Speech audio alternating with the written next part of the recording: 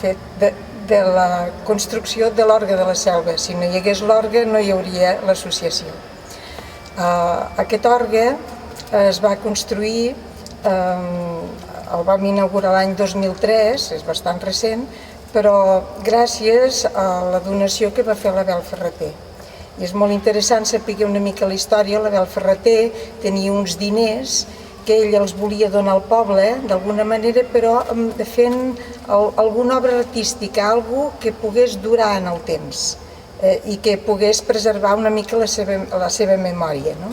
I buscant en què es podrien destinar, es va pensar en l'orgue, que ell precisament era un gran aficionat a la música, a l'Abel, i ell tenia records de l'orgue històric que havia hagut precisament en aquest mateix lloc. Els marmessors, els que s'havien de cuidar d'aquesta donació, van tenir molt clar que aquests diners no s'emplearien, estaven, diríem, invertits en un fons, no s'emplearien fins que no hagués mort l'Abel, perquè podia ser que potser l'Abel els necessités.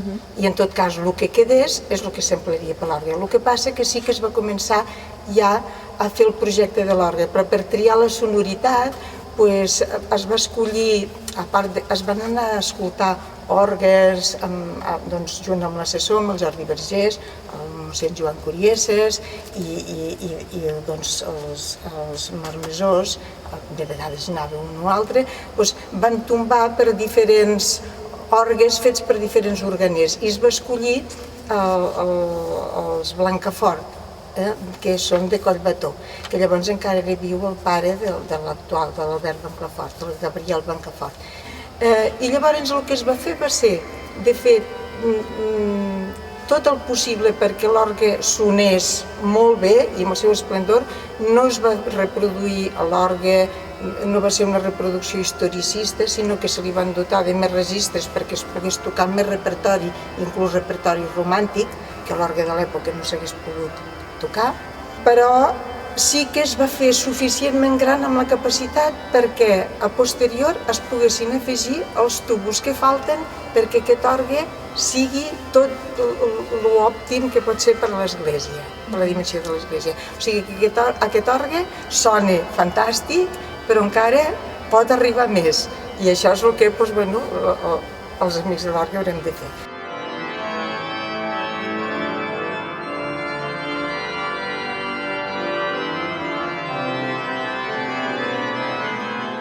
Llavors, com que això era una donació al poble, s'havia de fer una associació que se n'encuidés de la gestió de l'orgue. Ell va deixar l'encàrrec que hi hagués això, una associació de persones que estigués obert a tot el poble, que es pogués fer soci que volgués, i el compromís que havien de tenir és que se n'encuidessin de fomentar la cultura de l'orgue, sobretot entre els salvatans, i per tant si es podia instaurar una beca d'estudis per algú que estudiés orgue d'aquí millor, cosa que hem fet, hi ha la beca Abel Ferrater. Després, per vetllar pel bon estat i el manteniment de l'orgue, després per organitzar concerts, però ell va demanar com a mínim que es fes un concert a l'any, o sigui que com a mínim n'han de fer un per obligació. Després, ja per establir relacions amb totes les altres entitats de la vila i també per promocionar el seu ús en la litúrgia.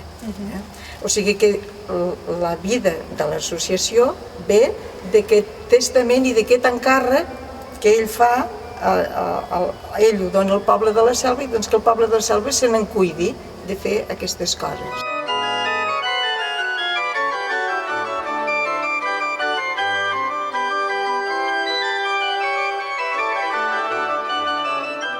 Es va fer la benedicció de l'orgue l'1 de juny del 2003 i el concert inaugural amb la presència va beneir el Monsenyor Martínez Sistach, l'arquebisbe llavors que havia de Tarragona, I el concert inaugural va ser el 15 de juny de 2003, que el va fer el Jordi Vergés, l'organista de la catedral, que havia sigut l'assessor i que havia viscut tot el procés. Llavors, en aquells moments, ja després de la inauguració, ja es va fer una junta gestora provisional amb tota la gent que havien estat col·laborant, que eren diversa gent, i es va convidar també moltes entitats que vinguessin, i després ja es van fer els estatuts i el 2004 ja ens vam legalitzar com a associació, o sigui que la vida de l'associació és des del 2004.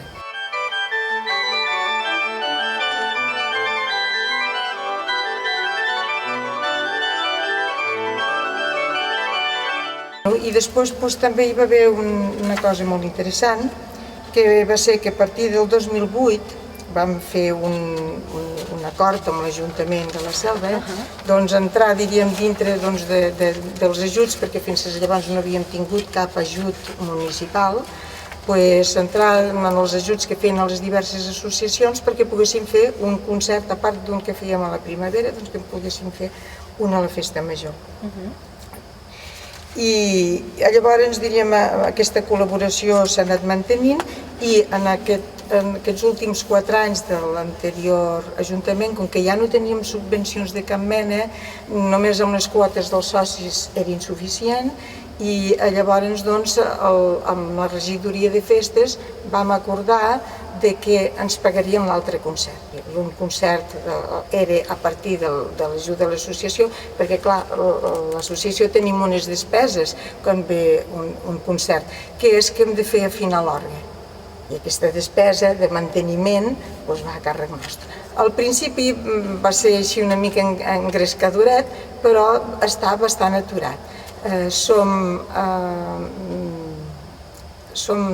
37 socis adults, dels quals un se'n diu soci protector, 36 són socis normals, i des de l'any passat vam instaurar l'aspecte del soci jove, que n'hi ha 5 socis joves.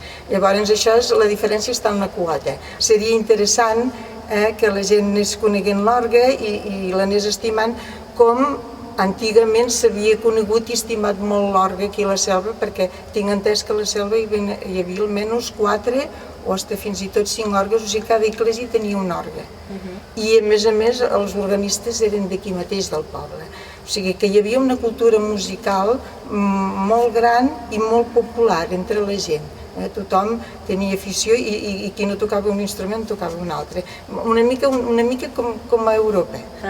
La Guerra Civil, la veritat és que va trencar moltes d'aquestes coses i ha costat molt d'esforç de tornar a recuperar tota la cultura i afició musical que abans hi havia en aquest país.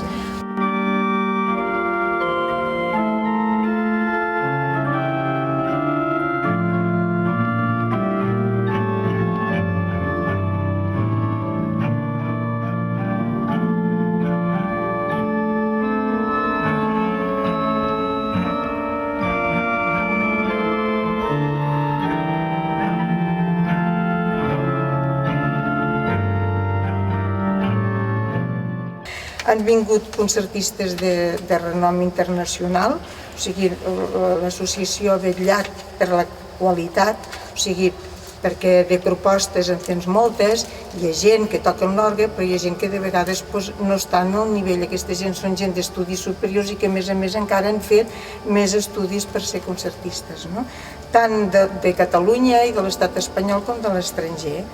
Han vingut gent que han tocat en grans sales de concerts i els hem tingut aquí, i han quedat, a més, enamoradíssims de l'orgue.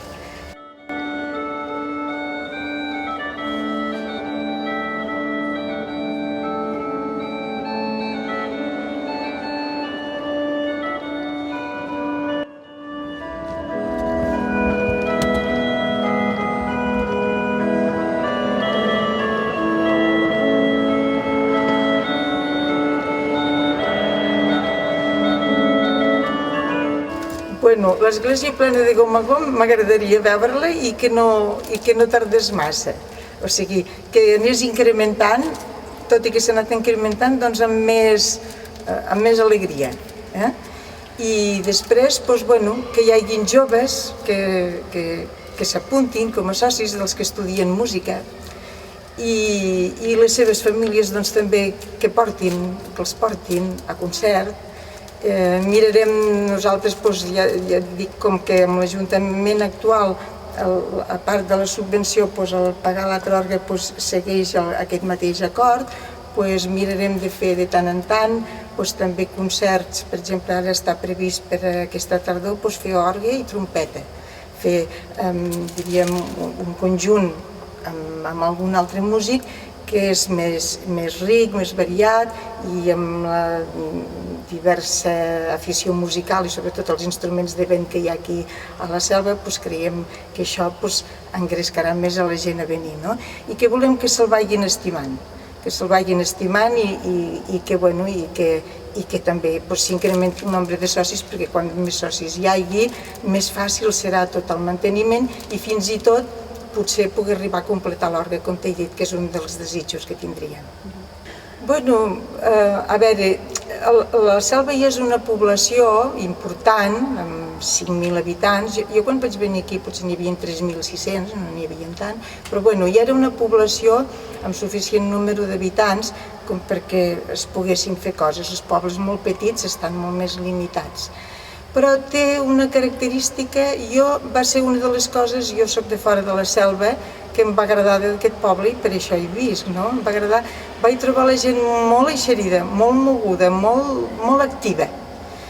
Jo crec que també potser és una singularitat del poble, no en conec d'altres, però és una singularitat. Ara, jo suposo que això també funciona més en un poble. Per exemple, jo venia de Tarragona i hi havia més moguda associativa aquí que no pas a Tarragona en aquella època que hi vivia, tot i ser una població més gran. Aquí, en un lloc més reduït, és més fàcil que de seguida coneguis les persones que tenen inquietuds i interessos similars als que tu tens i t'hi pots posar en contacte amb facilitat. És una manera que jo crec que també per la gent que són vinguts de fora de poder entrar dintre el poble, poder entrar, diríem, a convivència, a conèixer i aportar allò que tu saps o coneixes o t'agrada, poder posar en comú amb els altres. I com que aquí tampoc ni pots anar al teatre, ni pots anar al cine, a les nits no pots sortir, vull dir, és una manera de mantenir-te actiu, fas alguna cosa útil, t'agrada i disfrutes fent-ho, o sigui que també et diverteixes fent-ho. De vegades tens mals de caps, però diríem és més el goig que tens que els mals de caps que puguis tenir. O sigui que vull dir que jo penso que és una vida que es retroalimenta, és necessària pel poble i li dona vida al poble.